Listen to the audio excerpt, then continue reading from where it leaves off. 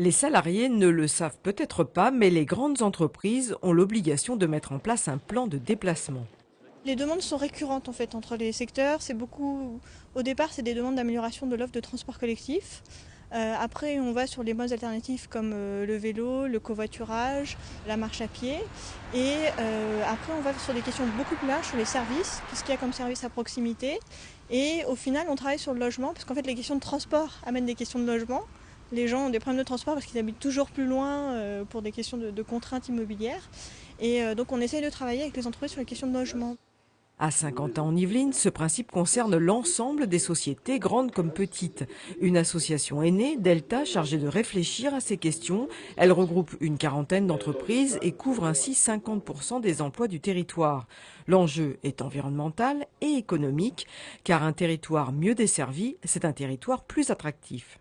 Sur un territoire, ça permet de pérenniser une implantation, ça permet de continuer à recruter et avec l'augmentation du coût du carburant, etc., on se rend compte qu'il est de plus en plus difficile de faire venir des jeunes si ils doivent faire l'acquisition d'une voiture, faire des kilomètres. Et à terme, des entreprises peuvent amener à réduire leurs effectifs sur cette zone, se développer ailleurs, dans des zones qui auront plus d'attractivité. Donc il est important de penser à long terme.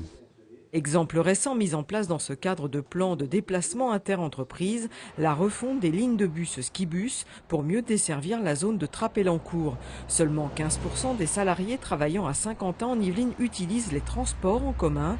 L'objectif, que ce pourcentage gagne 1 point par an.